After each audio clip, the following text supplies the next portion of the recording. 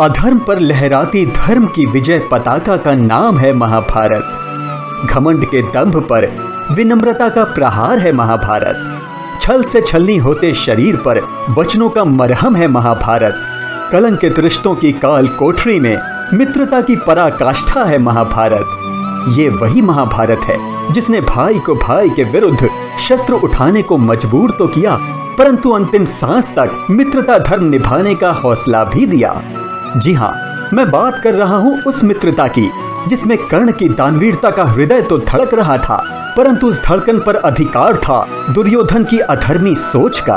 और ऐसी मित्रता को निभाना कोई सरल कार्य नहीं होता, परंतु जब शत्रु एक हो तब सूर्यपुत्र कर्ण पर भी अधर्मी दुर्योधन का ग्रहण लग सकता है। और यही हुआ भी था।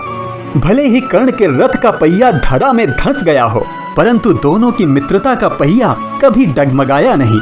और यही कारण है कि आज हिमालय के बीच कर्ण और दुर्योधन की दोस्ती की मिसाल को देखा जा सकता है। परंतु इस बार सूर्यपुत्र कर्ण पर अधर्मी दुर्योधन का ग्रहण नहीं लगा, बल्कि इस बार स्वयं दुर्योधन ही ग्रहण की भेंट चढ़ गया। क्या है इस घटना के पीछे रहस्य, ये जानने के लिए हमें चलना होगा हिमालय के बीच बसे उत्तराखंड के गढ़वाल क्षेत्र में, जहां स्थित है उत्तरकाशी। और यही है कर्ण दुर्योधन की मित्रता की मिसाल, वो मंदिर जो अद्भुत हैं। उत्तरकाशी के जखोल में एक ओर है दुर्योधन का मंदिर, तो उसके कुछ ही आगे नेतवार गांव में है सूर्यपुत्र दानवीर कर्ण का मंदिर। और आज की गाथा का प्रारंभ करते हैं महाशक्तिशाली दानवीर कर्ण देवता के मंदिर से। दरअसल कर्ण को समर्पित इस मंदिर को शक्ति, शांति और मित्रता का प्रतीक माना जाता है। इसके अलावा इस गांव के आसपास लगभग 24 ऐसे गांव हैं जहां लोग दानवीर कर्ण की पूजा करते हैं और उनके समक्ष अपना शीश झुकाते हैं। ये लोग कर्ण को महाभारत का मात्र एक पात्र नहीं मानते, बल्कि कर्ण को देवता मानते हैं और उन्हें कुलदेव या इष्ट देव मानकर पूजा करते हैं।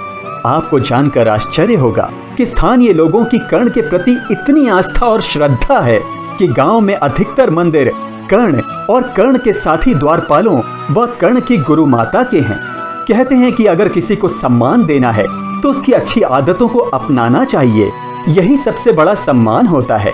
और यकीन मानिए, स्थानीय गांव वालों ने कर्ण को अपना सम्मान देने के लिए, उनकी अच्छाइयों को अपने जीवन में उतारने के लिए वर्षों पहले क्षेत्र में दहेज प्रथा को समाप्त कर दिया और साथ ही साथ जानवरों की बलि भी प्रतिबंधित कर दी गई। अब आप विचार कर सकते हैं कि अधर्म के रथ पर सवार होने के पश्चात भी जिस सूर्यपुत्र दानवीर कर्ण को पूरा विश्व अपनी पलकों पर बैठा सकता है, वो असल में कितने महान होंगे। कर्ण मानवीय स्वरूप में मात्र एक प्रकाश पुंज नहीं थे, बल्कि एक दैवीय अंश थे। वो कर्ण का प्रताप ही था कि अधर्मी दुर्योधन का साथ देने के बाद भी उनकी अच्छाइयों को इस पूरे विश्व ने नमन किया और उनको एक सर्वश्रेष्ठ पराक्रमी योद्धा के तौर पर देखा। यही कारण है कि स्थानीय लोक गीतों में कर्ण की महानता का गुणगान होता है और साथ ही साथ दुर्योधन के साथ उनकी मित्रता का बखान होता है। चलिए अब बात करते हैं सूर्यपुत्र कर्ण के प्रिय मित्र दुर्योधन की, जिसके साथ ने भले ही अनजाने में कर्ण की छवि पर ग्रहण लगाने की चेष्टा की हो, परंतु जखोली के इष्ट देव दुर्योधन की छवि पर स्वयं ग्रहण लग गया है। दरअसल जखोली में दुर्योधन मंदिर का निर्माण स्थानीय लोगों द्वारा किया गया था। ये वो लोग थे जो अपने पूर्वजों के रूप में कौरवों की पूजा किया करते थे। यहाँ सोने की एक कुल्हाड़ी को भी देखा जा सकता है। मान्यता है कि ये कुल्हाड़ी कभी दुर्योधन की हुआ करती थी, परंतु दुर्योधन की कुल्हाड़ी यहाँ तक पहुँचने के लिए और इष्ट देव के रूप में दुर्योधन को पूजे जाने के लिए उसका यहाँ तक पहुँचना भी आवश्यक था। तो आखिर दुर्योधन यहाँ पहुँचा कैसे?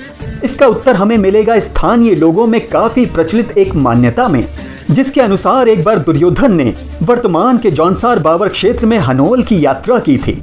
परंतु जब दुर्योधन ने यहाँ की सुंदरता देखी तो वो आश्चर्यचकित हो गया। उसने स्थानीय देवता महासु से प्रार्थना की कि वो उसे हिमालय से लगती हुई घाटी दे दे। महासु देवता ने उसकी ये बात स्वीकार तो कर ली, परंतु उससे एक वचन ले लिया कि वो अब से क्षेत्र के लोगों की देखभाल करेगा और उनकी रक्षा का दायित्व भी उसका होगा। दुर्योधन ने महासु देवता की बात स्वीकार कर ली और तब से दुर्योधन स्थानीय लोगों की देखभाल करने लगा और इस क्षेत्र के लोग दुर्योधन की पूजा करने लगे। मान्यता है कि उस दिन क्षेत्र के लोगों में हाहाकार मच गया, क्रंदन विलाप प्रारंभ हो गया जब महाभारत युद्ध में कौरव पराजित हो गए और दुर्योधन का वध कर दिया गया। स्थानीय लोगों के लिए दुर्योधन एक महान रणनीतिकार और एक कर्तव्य परायण क्षत्रिय था।